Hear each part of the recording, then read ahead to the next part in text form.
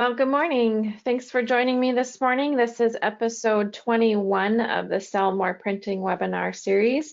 This webinar is aimed at helping you grow your print business using today's best marketing tactics. I'm Rachel Neese. I'm the marketing director here at Marketing Ideas for Printers. And before we get started, and just to allow some more people to come, I want to quickly make you aware of a few resources that we have available for you. The first is our new resources section on our website. If you look at the nav bar there and click on marketing down into resources, you'll see a whole wealth of resources, including the complete lineup of webinar episodes of this series that you can sign up for this webinar. You'll also see blog resources, kind of the top picks there by different categories such as SEO, websites, content, and leadership. And then down below, you'll also see a downloadable resources section where you can download PDFs and use that content on your websites for gated content or just as a helpful resource. Also, I do want to make you aware of a new resource that you'll see as a pop-up on our website currently, and that is our social media fill in the blank sheet. Now, if you remember a couple episodes ago in episode 19, we talked about an easy way to increase engagement on your social media channels. And this pop-up has over 65 fill in the blank prompts that you can use. They're split up by category, things like general, business, print, holiday, etc., where you just it's just a simple text, or you can put it over a picture background. You know, life would be boring without, and it just encourages your print buyers to comment and then for you to respond to their comments. Again, if you want access to that, it's on our website currently as a pop-up. So when you go on there, it'll just pop up on your screen. And if you're watching this webinar, you know, months later, you're watching the recording months later, we'll put this on that downloadable resources section in the future. So you'll also be able to find it there as well. Lastly, I want to make you aware of the coronavirus resources for printers page on our website. You'll see that as a banner on any page on our website. There you'll find another webinar series happening every Tuesday and Thursday. On Tuesdays, it's more of a general topic where we cover all sorts of COVID-19 resources and things that will help you through that. And then on Thursday, we look at more specific to our subscribers, things that will help you guys out specifically. You'll also find resources like the free banners, free postcards that are there for download, and then just a whole bunch of links of things that will help you as you're working through this time. Oh, one more at the bottom there is results of the COVID-19 survey as well, so you can see how other printers are doing as well. We're going to move on to today's episode, and to do that, let me first ask you a question. Who is your ideal print buyer? We're going to look at that today. You know, is it this lady? Is it more of a business guy? Maybe more of a carefree lady, or one of these? Okay. When I ask a printer who their ideal print buyer is, the answer I get is usually one of two things. The first is, I have no idea who my ideal print buyer is, right? And the other answer I usually get is something along the lines of this: if they have money, all of them are my ideal print buyers, right? That's what we're going to look at today. I'm kind of going to give you a whirlwind tour of creating and finding out who your ideal print buyer is and why it's important in your marketing messages. So, can you sell to everyone? Technically, yes, you can, but a better way to ask that is, can you or should you market to everyone? And that is probably a big old no. more than likely you're going to end up wasting your time and your money in your marketing efforts with fewer results if you're marketing to everyone rather than your ideal buyers. So while you might be putting a lot of effort into your message out during these tough times, you're really trying to get people back in with this COVID-19 thing, you still need to be getting your message out to the right people, the people that will most likely buy from you. Take a look at these quotes here. The first one is this: if you speak to everyone, you end up speaking to no one. Another one is not everyone is your customer.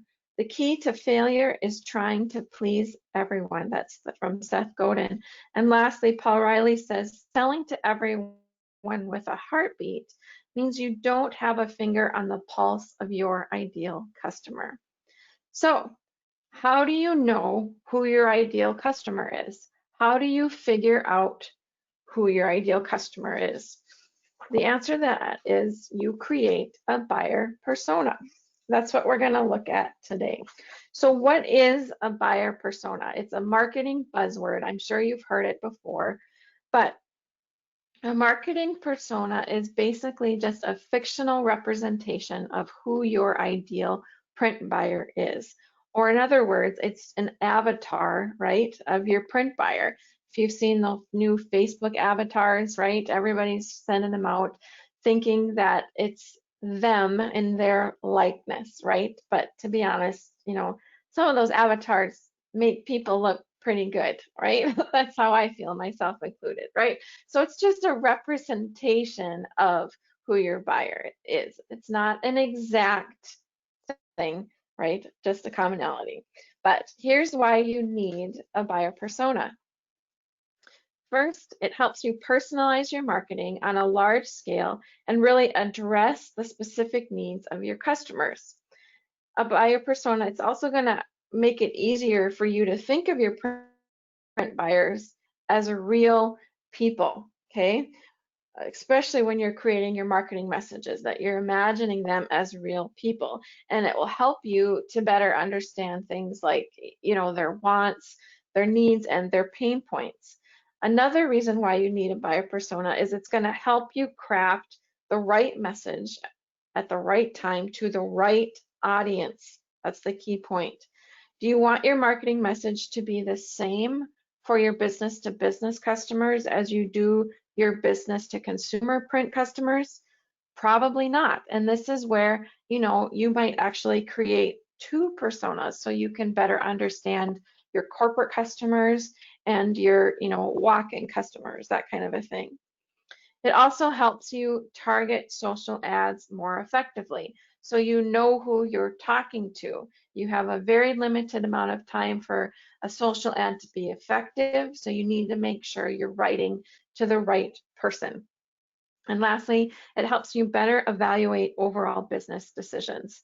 Does this new idea meet the need of your ideal buyer? Well, if you don't know who your ideal buyer is, you don't know the answer to that question. So you have a good reason to reconsider or not move forward if it doesn't align with who your ideal buyer is.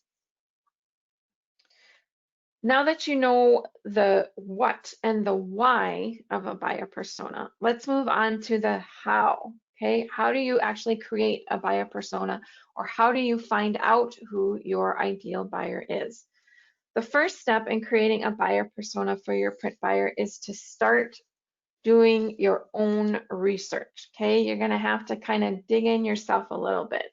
A lot of the information that you need to create a buyer persona, to figure out who your ideal customer is really already at your fingertips. You're going to start looking for things and gathering information on such things as your buyer's age, their location, their language, their income, their buying behavior, things like their interests and activities and what stage of life they're in. To find that information, a lot of that you can get either from your own customer records, and some of it you'll find on things like your social media analytics or your Google analytics as to who's visiting your website, who's buying from you. Also, another thing to do or keep in mind is to check out your competition when you're doing your own research here as well. You want to find out, who's your competition selling to? Are they targeting any groups that you should be? Okay. So get out that magnifying glass, channel your inner Nancy Drew there and do your own little research here and figure out some of these questions. Once you figure out this information, I want you to move on to identify the common pain points that your print buyers are having. What are the barriers? What are the hassles or the struggles that your print buyers are trying to solve? Things like, not knowing how to get their message out correctly or getting it to land appropriately. Things like time, maybe they're really struggling with time or money. The idea here is just figuring out what's holding them back. Where do they get stuck? Okay. To do this, you're going to have to do a whole lot of listening. Okay. You can get involved with things like LinkedIn or read business blogs and listen to what those common pain points are. Follow your corporate customers on there and figure out, what are their frustrations, and that will help you learn how to speak to them in your marketing with your marketing messages. Another great place is to check with your sales team members or your customer service team. These are the people that are on the front lines that are talking with your print buyers on a daily basis. What questions are they getting asked the most? Where just the commonalities of where things are getting hung up, that will help you. On the flip side of discovering the pain points, you also want to look at the goals. You want to have a good understanding of what your print buyers are trying to accomplish or achieve when buying printing from you. So what are your print buyers' motivations? What's the end game here, right? Is it just to send out a nice postcard? Well, probably not. I mean, anybody can just send out a nice postcard, right? But they're probably looking for a bigger goal, something like trying to connect better with their print buyers or compel their buyers to action, right? Again, get your sales team, your customer service team involved in this. They are going to have the best understanding of what your print buyers are trying to achieve by using your products and services. Okay, once you've identified things like the demographics, pain points, and goals, you're going to want to overlay that information with your brand and see how you can help, right? That's the main goal of marketing, at least that's my philosophy, right? If you don't feel like you're a very good marketer, just focus on how you can help and getting the message out about how you can help. How does your print company solve the problem differently than your competitors? What makes you unique, right? Well, right away, one of the huge things that makes smaller print companies unique from the larger print companies is just that local service, right? You have we call it in North Dakota, the North Dakota nice, right? Or you go out of your way to make sure that they have what they need, they have a good experience, and that they really accomplish those goals that they're setting out to do. A key thing in this step is to keep in mind the difference between your features and your benefits, okay? Don't get hung up here on the features of what you do and how to help. Instead, be thinking about the benefits. Just to help you out with that, a feature is what your product or service does, right? So if you're saying that your press shoots out a gazillion copies per minute, that would be a feature, okay? A benefit is how your product or service makes your print buyer's life easier. So instead of saying your press shoots out a gazillion copies per minute, you want to speak to the benefit of that. The benefit of that is their time savings. They can get it, rush jobs aren't a problem, right? Because you can do it a gazillion copies per minute or whatever. That's the difference between a feature and a benefit. Focus on how you can make the print buyer's life easier and you can help them reach their goals quicker. Once you can answer these questions, you'll be able to tailor your marketing message to most of your ideal buyers to meet them. Okay, so now you've got all the pieces, right? You've done your research. Beyond just doing your own research, you can also set aside time to actually interview some of your customers. One thing I would say here too is don't just interview the good customers, right? The ones you like. Interview some of the bad customers as well. How didn't you meet their need? Okay, what didn't you have that they were looking for? That kind of thing. Gathering that information will really help you when you're creating your persona. Okay, so now that we have all that information, we're going to actually create the persona. So you're going to take all of your notes and research, and you're going to start looking for the patterns or the common characteristics.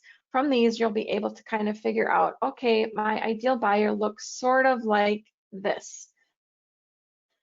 Next, you're going to take that more abstract idea of your persona and you're going to turn it into someone you can identify with and speak to. You're going to kind of try to turn it into your avatar or what looks like your own person. So here's an example, okay? Meet print buyer Brenda. Okay, again, this is just a likeness of what your print buyer may look like.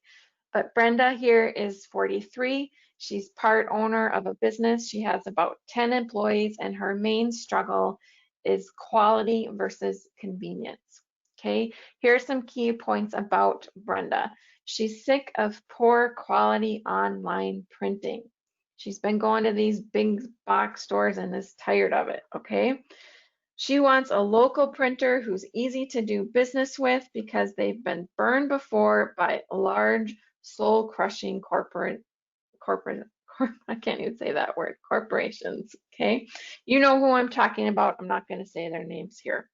Brenda thinks she's getting low-cost deals by buying from these larger printers, these larger online companies, but they're not. She ends up frustrated by the quality. She has a busy life with 3 kids, ages 14, 11, and 8. She's been in business for 20 plus years and is great at owning and running and working in business, but she's really bad at picking good graphic design for printed materials.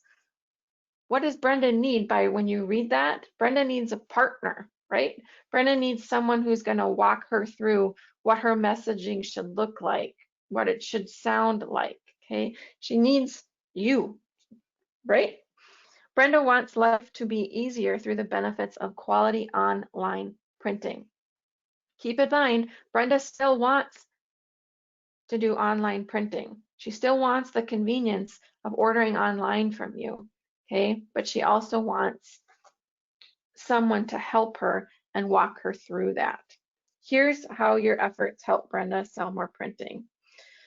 So in this case, you help print buyer Brenda alleviate her pain points by offering the ability to design and order her printing online quickly and easily with time-saving solutions and easy to understand technology. You provide a reason for her to continue to build trust and loyalty with her printer. Now, if you're working on all of this and you're trying to put this all together and you just are like, I have no idea, I'm just stuck, okay? If you find yourself stuck, try a negative persona. And a negative persona is simply going to outline who you don't want to sell to or who isn't your ideal customer. So for example, if you're focused on doing printing for big corporations or focused more on the B2B, then you might put on your negative persona, I don't really want to do walk-ins. I don't want to do little jobs, that kind of a thing. Start with a negative persona if you get stuck. So now we need to move on to actually using your persona in your marketing. I'm going to run through just 3 tips here with you. That you're knowing who your ideal buyer is will really help your marketing messages. The first is it will help you to eliminate that corporate speak and actually speak to the ideal buyer that your persona represents. So use your persona to stop talking about features like your presses, right? And when you market keeping, for example, print buyer Brenda in mind, this will help you from falling into that trap. You're going to speak to the individual. The second one that I want to bring up is to answer questions and pain points in your marketing messages. What questions and pain points does your ideal buyer have that your marketing message can answer? Can your marketing message speak to low quality design of big box printers, or how you have the local, North Dakota nice or whatever state you're in? When you think of your persona as a real person, you'll speak to their priorities, you'll speak to their needs instead of, tooting your own horn or boasting about yourself. And that's exactly the thing that will make, the real difference in your marketing. And then lastly, keep your persona in mind with every business decision that you make. When someone comes to you with the next great idea, or you're looking at buying the next add-on, or whatever it is that you're looking at, ask yourself the question, does this or that decision speak to print buyer Brenda's need? Does it speak to your ideal buyer's need? Does it align with who you're trying to reach? And if not, it gives you the opportunity to say, nope, I just don't think that's the right way to go. It's not our ideal customer. If you take the time to step back and really look at this, you're going to end up, doing right by your ideal buyers. And if you do right by your ideal buyers, you're going to end up boosting your brand's loyalty and trust with the actual buyers, with your actual customers that your personas represent. And that's the goal, right? So that's just a real whirlwind tour of answering that question about what is a buyer persona and how do I use it in my marketing. I hope you found value in today's webinar. Thanks for joining us for tips to help you sell more printing. Our next webinar will be Wednesday, July 8th, 2020 at 11 a.m. Central Standard Time. If you have questions or comments, or you have any future topic requests that you would like covered, feel free to reach out to us. You can give us a call at 701-241-9204. or you can email me directly at rachel.neese@mi4p.com. Thanks so much for joining us, and I hope you have a wonderful day.